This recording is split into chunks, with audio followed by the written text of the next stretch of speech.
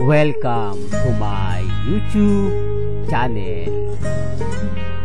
Kung bago ka lang sa channel na to at true-blooded Aldab Nation ka, tama po ang channel na pinuntahan mo. Kaya considering na po kitang bagong subscriber.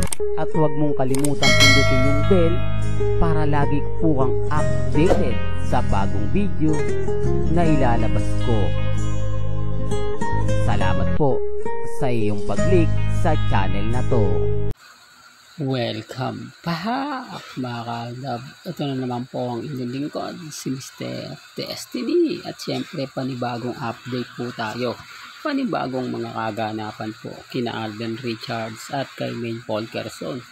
Mukhang may matinding ganap nga po kay Alden Richards at medyo nadisgrasya po ata ang kanyang kamay. Mga ka-Aldab, mapapansin nyo sa photos na meron pong benda na kung saan ginagamit ito kapag kailangan hindi masyado magalaw ang isang bagay na po pwedeng nakakuha niya sa alam niyo na, pagbubuhat ng chikiting. Oops, issue na naman yan, Mr. Destiny. Hindi naman nakakapila yun eh. Ito ba? May mga bonding moment po na ginawa si Mr. and Mrs. Fulkerson dahil wala naman pong post o update na nag-biking po sila kasama ng mga kaibigan niya itong weekend. Ito yung kagandahan. Dahil sabi ko nga po sa inyo, kapag ako nagbibigay ng update o nagbibigay ng mga pahayag, 101% legit sila. Hindi sila makaporma na hindi, nakuha yan ni Alden Richards sa ganito, nakuha yan ni Alden Richards sa ganon. Hindi po ba? Yung nadisgrasya nga po si Christopher Martin, ay pumutok agad-agad ang balita. Si Alden Richards pa kaya? O baka sabihin nyo kasama si Alden yan. Hindi po nakatiis ang 24 oras na hindi sunggaban yung mga ganyang interview. O sa palagay nyo, sa labas pa po ba manggagaling yan?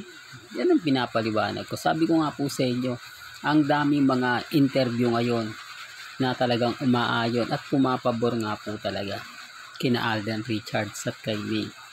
Nakakatuwa lang po kasi dahil kahit papaano ramdam natin yung saya at sigla ng mga bagay-bagay na siyempre dito nyo lang po mapapakinggan, dito nyo lang po makikita. Kaya nga po ako laging pinupuntahan at binibisita po ng mga taong gustong makakuha ng update, gustong makakuha ng mga kaganapan. Di po ba? Lalo na po ngayon yung cut din. Di po ba? Isingit ko lang mga ka-Aldab ba? Wala na, ibig sabihin wala na talagang kabuhay-buhay. Dahil iba na nga po daw ang ka-teleserye o kasama sa teleserye ni Catherine at muli nga po raw itong magbabalik. No, sa tagal nga po ng panahon na nahinto, ganito ganyan. Lumabas din po ang katotohanan. Lumabas din na project lang po talaga yung habol niya. Diba? Pero gaya na sinabi ko mga ka-Aldab, ako po yung tipo na kumbaga kapag nagbigay ng mga pahayag, nagbigay ng mga kaganapan, talaga naman pong mapapaisip kayo. Talaga naman masasabi o kayo na po makapagsasabi at magpapatunay kung ano nga po ba talaga yung pinaka-latest at pinaka nagaganap. Sa dami kasi ng mga issue ngayon na kumakalat sa Instagram, sa Twitter, sa Facebook, ramdam mo, di po ba? Ramdam mo yung mga bagay-bagay na kumbaga pinakahihintay. Kaya nga po ako, hindi ako basta-basta nagpapa-apekto. At never po tayo nagpapatalo. At never po tayo nagbibigay ng mga bagay-bagay na sa tingin po natin o sa palagay po natin na may mali. Hindi po ba? Hindi, real talk. Kaya nga po, madaming naiinis sa akin. Maraming galit. Maraming nagsasabi na, naku, huwag niyong papansinin si Mr. Destiny. Kasi nga po, tayo yung updated. Tayo yung lagi nakikipaglaban against sa mga bitter po. Kaya nga po yung fandom natin, never po talagang natatalo. Never pong, kumbaga, nawawala. At laging pinag-uusapan. Lalo na po kapag pinag-uusapan yung tamang panahon. Na hanggang ngayon, pilit na sinasagot. Anong sabi ni Alden Richards? No comment na lang po siya. Kasi alam niya na yan ang gustong-gusto ng mga netizen. Ang pag-usapan ang Aldab na syempre ayaw din naman po ni Alden na magkaroon ng mga issue. Kasi pagdating po talaga sa camera, i-deny po nila yan eh. Hindi po ba? Antayin nyo na lang po yung announcement ni Alden Richards patungkol sa pelikula na gagawin nila. Dahil sumapit na nga po ang September at naglabasan na naman po ang mga kanta at pati si Jose Marichan lumabas na rin po. Di po ba?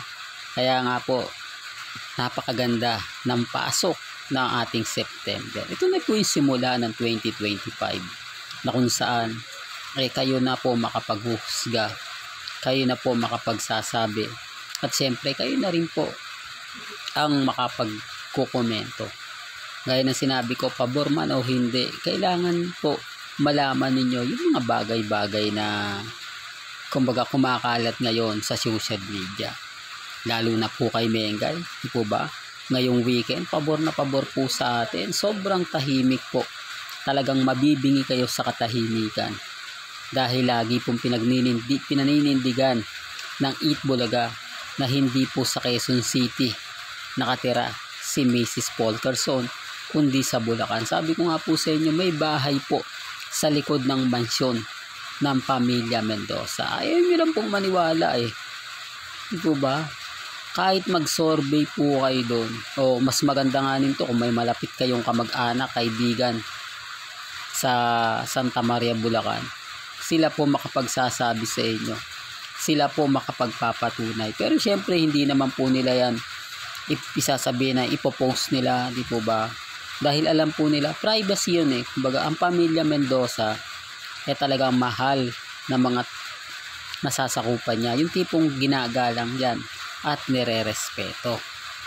Po ba? Kaya nga sabi ko sa inyo, yung panahon ng pandemic, di po ba? At bakit anong ginagawa ni Alden Richards sa City Hall ng Bulacan? Doon pa lang may mali eh. Po ba? Pero gaya na sinabi ko, ang daming mga photos nila Mama Ten, nila Dean, po ba? Anong ginagawa nila ron? At bakit nakashort lang si Alden Richards sa bahay ng pamilya Mendoza? Po ba? May mga bagay-bagay. Sabi ko nga po sa inyo, tignan niyo maigi, sipatin niyo, at talagang kumbaga kung sino nga po ba talaga yung nagsasabi ng totoo at nagsasabi ng fake news. Basta sa akin po mga kaaldab, kung ano lang yung napapakinggan ninyo, kung ano lang yung napapanood ninyo, kayo na po bahala humusga. Kayo na po bahala magbigay kung ano po yung saloobin nyo. Ang importante lang naman po, lalo na nga po pagdating kay Mr. Destiny, makapagbigay ako at malaman po ninyo ang mga nangyayari ngayon sa social media. Kung ano yung latest kay Maine, kung ano yung latest kay Alden, diba? Kung ano pa po yung mga bali-balita. Real to kaya mga kaaldab. Kaya nga lagi ko nire-remind sa inyo, relax lang po kayo. Maging matatag, maging kampante. Yun lang naman po yung goal natin eh. Ang maging matatag. Hanggang dito na lang po ang ating latest updates. Kaya kung gusto niyo pa po ng pinaka-latest at sariwang update, abay tumutok lang po kayo dito po sa channel ni Mr. Destiny para updated kayo sa mga bago at sa mga latest na i-upload po natin maya-maya lang. Hanggang sa muli, salamat po sa panonood at pakikinig.